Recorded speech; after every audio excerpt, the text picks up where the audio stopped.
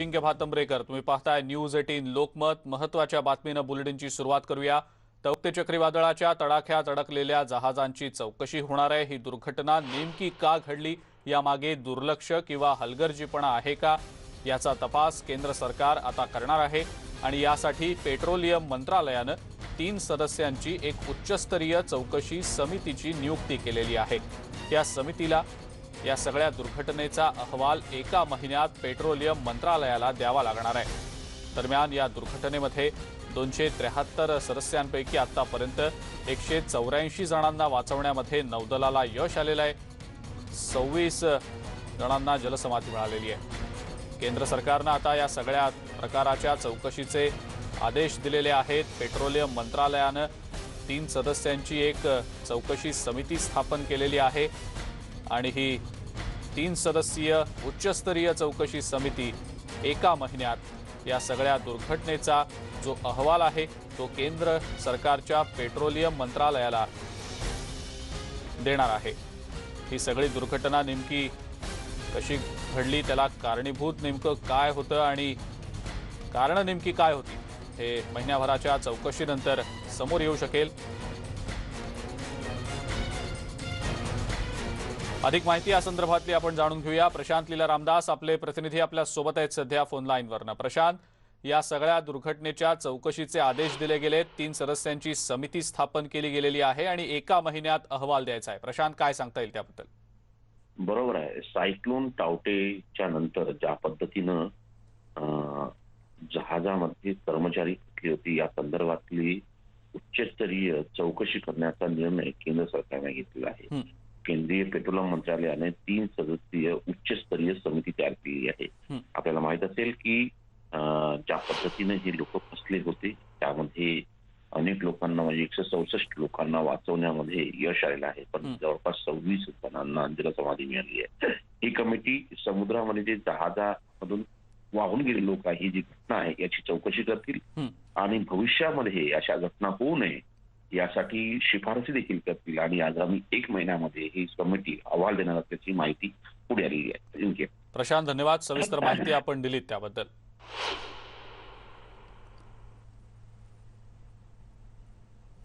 पुढची बातमी बघूया। कोरोनापासून बचावासाठी लस हे एक महत्त्वाचं शस्त्र आहे। धडधाकट व्यक्ती लसीकरण केंद्रावर जाऊन लस घेऊ शकते, पण अंथरुणाला खिळलेल्या आणि वयोवृद्ध विकलांगांचं काय, त्यांना लस कशी मिळणार, असे अनेक प्रश्न उपस्थित करत मुंबई उच्च न्यायालयानं पालिकेला काही प्रश्न विचारलेले आहेत, काही आदेश दिलेले आहेत। मुंबई महानगरपालिकेला त्यासाठी केंद्र सरकार परवानगी देत नाहीये, मात्र मुंबई उच्च न्यायालयाच्या एका आदेशानं ही समस्या आता दूर होतीये। केंद्राच्या परवानगीची वाट बघू नका, अशा नागरिकांना त्यांच्या घरी जाऊन लस द्या, असं मुंबई उच्च न्यायालयानं मुंबई महानगरपालिकेला सांगितल्याचं दिसतंय। वयोवृद्ध आणि विकलांगांना ज्यांना लसीकरण केंद्रावर जाऊन लस घेणं शक्य नाही, त्यांना आता घरी जाऊन लसीकरण करता येण्यासंदर्भात मुंबई उच्च न्यायालयानं पालिकेला आदेश दिलेले आहेत। केंद्राच्या परवानगीची वाट बघू नका, असंही उच्च न्यायालयानं म्हटलेलं आहे। घरी जाऊन लस देण्याचा विचार का नाही, असा प्रश्न देखील कोर्टानं मुंबई महानगरपालिकेला विचारलेला आहे।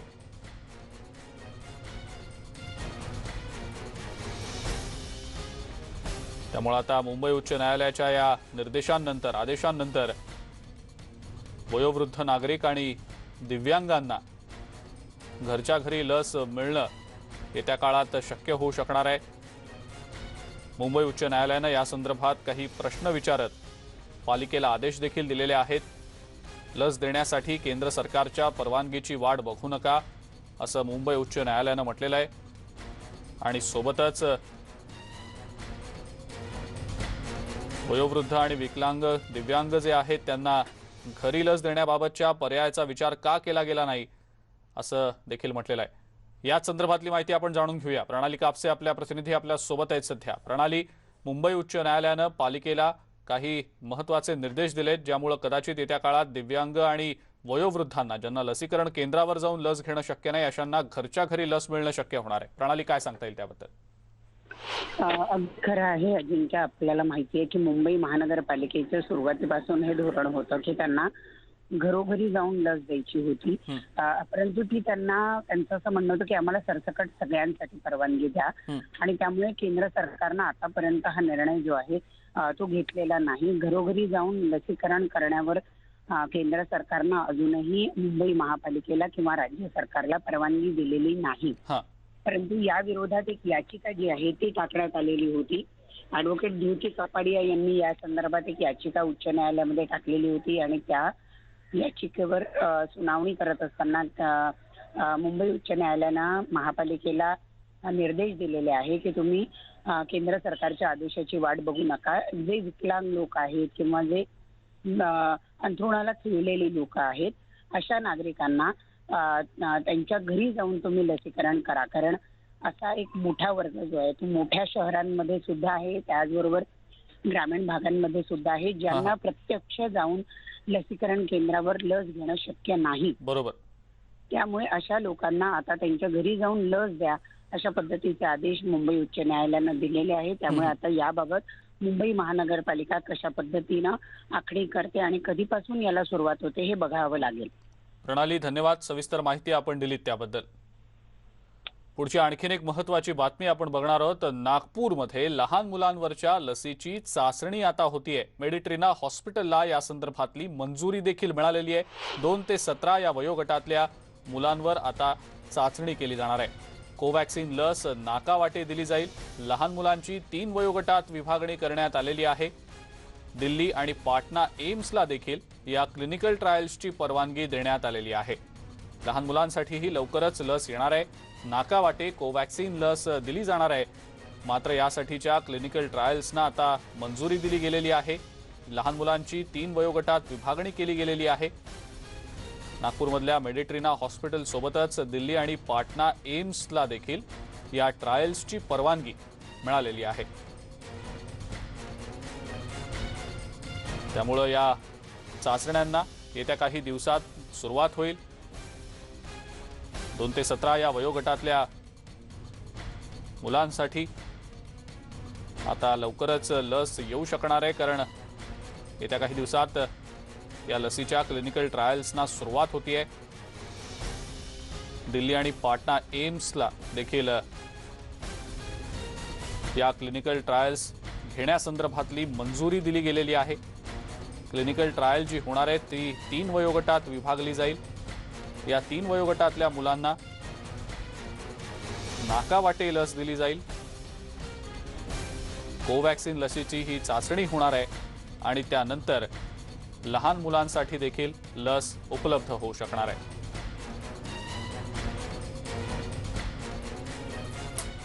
आता घरच्या घरीच कोरोना टेस्ट देखील करता येणार आहे. ICMRनं एका अशा टेस्ट किटला मंजुरी दिलेली आहे ज्यानं आपण घरच्या घरी कोरोना टेस्ट करू शकतो. ICMRनं रॅपिड अँटीजन टेस्टसाठी एका किटला मंजुरी दिलेली आहे. या किटच्या सहाय्यानं नागरिक घरीच कोरोनाचे नाकाद्वारे नमुने घेता येऊ शकतील आणि यासाठी ICMRनं मार्गदर्शक सूचनाही जारी केलेल्या आहेत. होम आयसोलेशन टेस्टिंग किटसाठी पुण्यातल्या एका कंपनीला मंजुरीही देण्यात आलेली आहे. या किटचं नाव कोविसेल्फ असं आहे. या किटद्वारे नागरिकांना नाकाद्वारे म्हणजे नोझल स्वॅब घ्यावा लागणार आहे.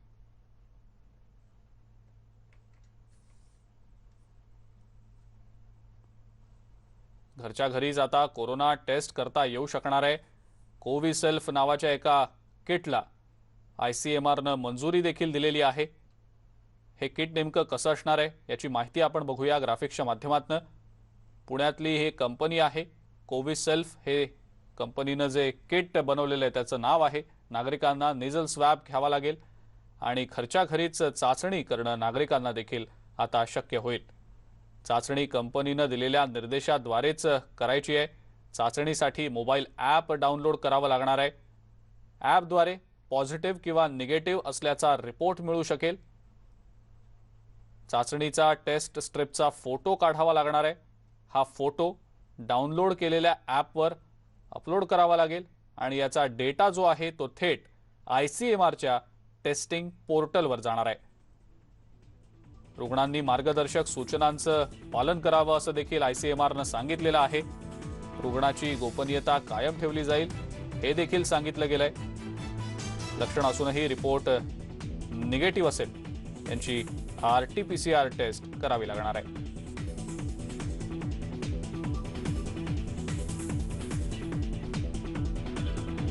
पुढच्या काही महत्त्वाच्या बातम्या बघूया। पंतप्रधान नरेंद्र मोदी आणि मुख्यमंत्री उद्धव ठाकरे यांच्या उपस्थितीत आज राज्यातील सर्व विभागीय आयुक्त आणि जिल्हाधिकाऱ्यांसोबत कोरोना संसर्ग उपाययोजनांचा आढावा घेणारी बैठक सकाळी 11 वाजता होणार आहे।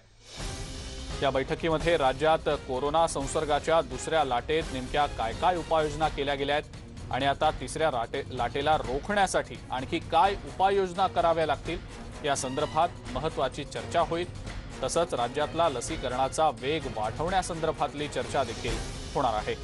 आज सकाळी 11 वाजता ही महत्त्वाची बैठक व्हिडिओ कॉन्फरन्सिंगद्वारे पार पडेल। अधिक माहिती या संदर्भातली आपण जाणून घेऊया। उदय जाधव आपले प्रतिनिधी आपल्या सोबत आहेत सध्या फोन लाईनवरनं। उदय, पंतप्रधान मुख्यमंत्र्यांची राज्यातल्या जिल्हाधिकाऱ्यांसोबतची ही अतिशय महत्त्वाची बैठक आज 11 वाजता पार पडेल। उदय, काय सांगता येईल याबद्दल? पंतप्रधान नरेंद्र मोदी सध्या देशभरातील सर्व राज्यातील सर्व जिल्हाधिकाऱ्यांशी व्हिडिओ कॉन्फरन्सिंगद्वारे चर्चा करत आहेत।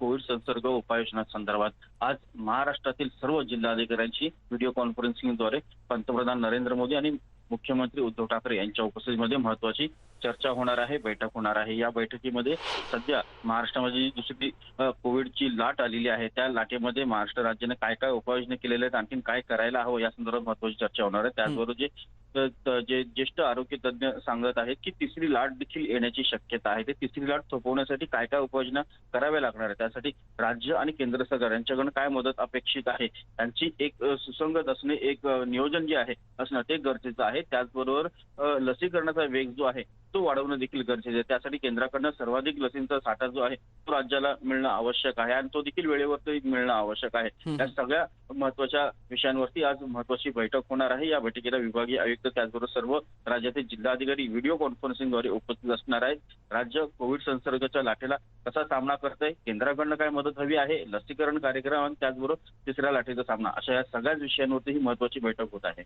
उदय, धन्यवाद। सविस्तर माहिती आपण दिलीत त्याबद्दल। पुढची आणखीन एक महत्त्वाची बातमी बघूया। कोरोना संकट काळामध्ये राज्य सरकारनं रिक्षा चालकांना मोठा दिलासा दिलेला आहे। रिक्षा चालकांच्या खात्यामध्ये 1,500 रुपये जमा करण्याच्या प्रक्रियेला आता शनिवारपासून सुरुवात होईल। उपमुख्यमंत्री अजित पवार यांच्या अध्यक्षतेखाली झालेल्या बैठकीमध्ये हा महत्त्वाचा निर्णय घेतला गेला आहे। रिक्षा चालकांनी ऑनलाईन प्रणालीवर त्यांचा वाहन क्रमांक, अनुज्ञप्ती क्रमांक आणि आधार क्रमांकाची नोंद केल्यानंतर संगणक प्रणालीवर आपोआप माहितीची पडताळणी होऊन आधार क्रमांकाशी लिंक असलेल्या खात्यात 1,500 रुपयांची मदत तात्काळ जमा केली जाईल। रिक्षा चालकांना राज्य सरकारनं मदतीचा हात दिलेला आहे। शनिवारपासून रिक्षा चालकांच्या खात्यामध्ये 1,500 रुपये थेट जमा केले जातील।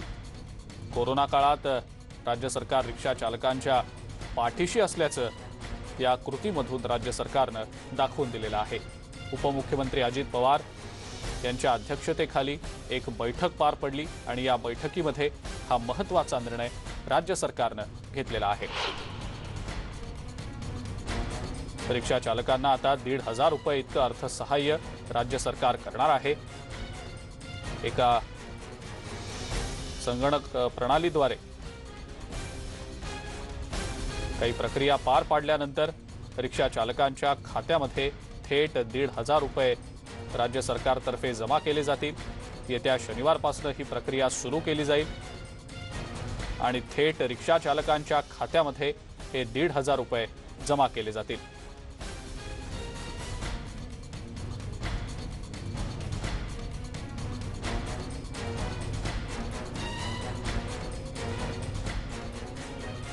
यासाठी रिक्षा चालकांना कोणत्याही प्रकारची कागदपत्र जमा करावी लागणार नाहीयेत। एका संगणक प्रणालीद्वारे ही सगळी प्रक्रिया त्यांना पार पाडता येऊ शकणार आहे।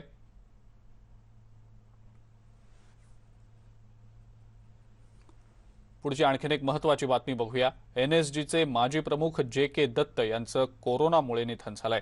14 एप्रिलपासून त्यांच्यावर गुडगावमधल्या मेदांता हॉस्पिटलमध्ये उपचार सुरू होते। याआधी सुद्धा NSG group commander Birendra Kumar Jha यांचा दिल्लीमध्ये ICU बेड न मिळाल्यानं मृत्यू झालेला होता। 2008 साली मुंबईवर झालेल्या दहशतवादी हल्ल्याच्या वेळेला NSG कमांडोजचं नेतृत्व JK दत्त यांनी केलेलं होतं. ज्योतिकृष्ण दत्त हे 2006 ते 2009 या कालावधीमध्ये NSG प्रमुख होते. ते CBIचे सहसंचालक सुद्धा होते.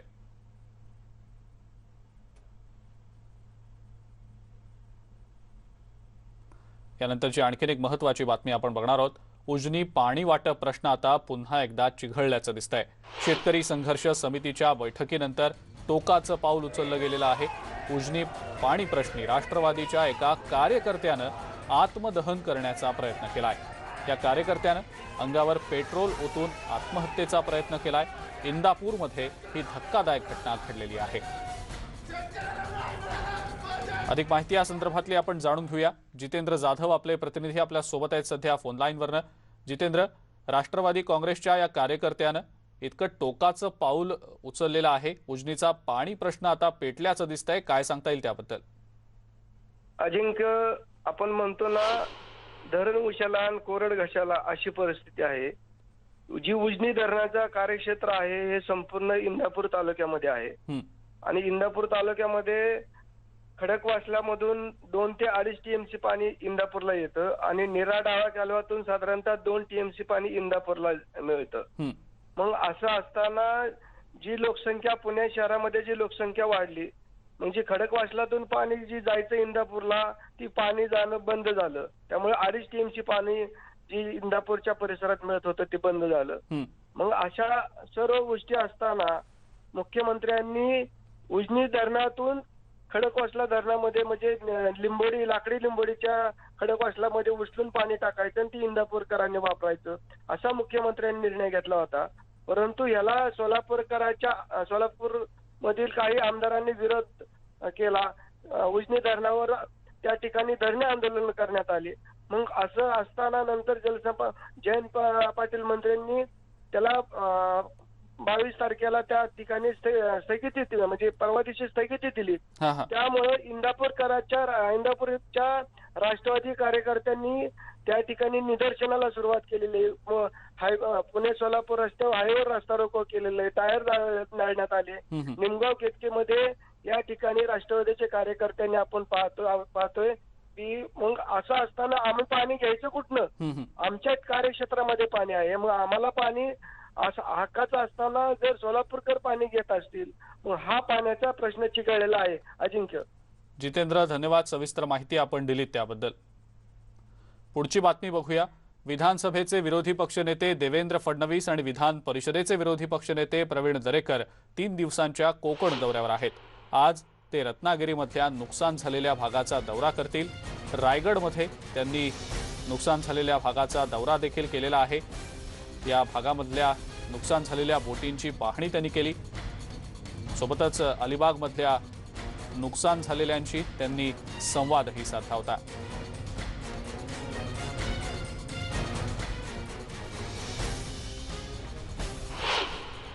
आता महत्त्वाचं आहे की हे सगळे पंचनामे पूर्ण झाले पाहिजे. त्यासोबत विशेषतः बोटींचं नुकसान देखील मोठ्या प्रमाणात झालं आहे. कारण ज्या बोटी होत्या त्या काही बोटी वाहून मँग्रोव्हमध्ये जाऊन अडकल्या आहेत. काही त्या जागेवर मोठ्या प्रमाणात त्यांचं नुकसान झालं आहे. त्याचाही पंचनामा करावा लागेल. आणि विशेषतः आमच्या कोळी बांधवांचं म्हणणं असं आहे की निसर्गाच्या वेळी जे काही नुकसान झालं होतं त्याचे पैसे अद्याप त्यांना मिळालेले नाही आणि आता हे दुसऱ्यांना नुकसान होत आहे. त्यामुळे आम्हाला तात्काळ ते नुकसान भरपाई मिळाली पाहिजे अशी त्यांच्याकडनं मागणी आली. 70,000 घरं अशी आहेत की ज्यांना अजून इलेक्ट्रिसिटीचं कनेक्शन मिळालेलं नाही किंवा त्या ठिकाणी अजून वीज रिस्टोर झाली नाही. तर त्यांचा प्रयत्न आहे की उद्यापर्यंत तरी हे रिस्टोरेशन कसं करता येईल. याच्यामध्ये जवळजवळ 300-400 HT पोलचं नुकसान झालं आहे. ते रिस्टोर करणं अत्यंत आवश्यक आहे. कारण त्यामुळे मोठ्या प्रमाणात लाईन्स ज्या आहेत त्या बंद होतात.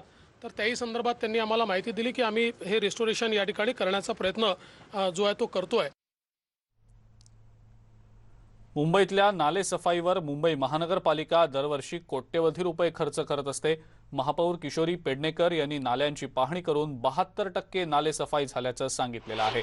मात्र यावर राष्ट्रवादी काँग्रेसचे नगरसेवक आणि महाविकास आघाडीमधले मंत्री असलेले नवाब मलिक यांचे भाऊ कप्तान मलिक यांनी मात्र नालेसफाई झालीच नसल्याचं सांगितलेलं आहे. त्यांच्या विभागात आणि एकूणच उपनगरांमध्ये नालेसफाई झालेलीच नसल्याचं ते सांगतायत. यात कंत्राटदारांनी भ्रष्टाचार केल्याचा आरोप कप्तान मलिक यांनी केलेला आहे.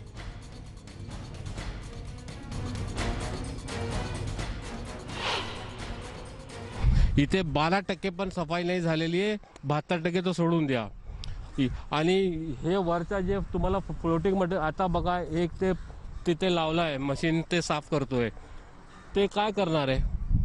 ज्यापर्यंत नाल्यामध्ये पॉन्टून उतरणार नाही आणि ते जे शिल्ड आहे 30 फूट 40 फूट खाली ते काढणार नाही, त्याशिवाय हे नाले साफ होणार नाही.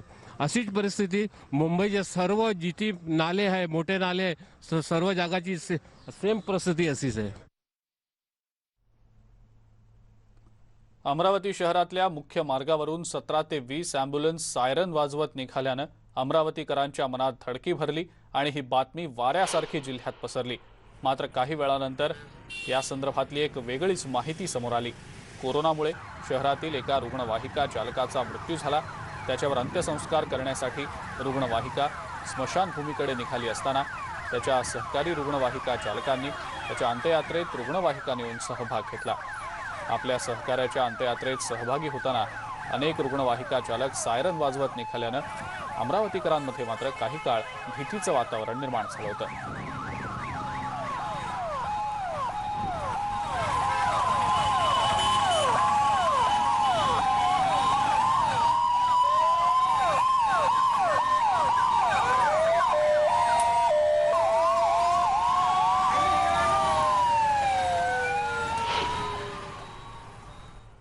आणि या सगळ्या महत्त्वाच्या बातम्यांसोबतच नमस्ते महाराष्ट्रमध्ये वेळ झाली इथंच थांबण्याची. जाता जाता कळकळीचं आवाहन, विनंती एक प्रकारची की कोरोना प्रतिबंधक नियम पाळा.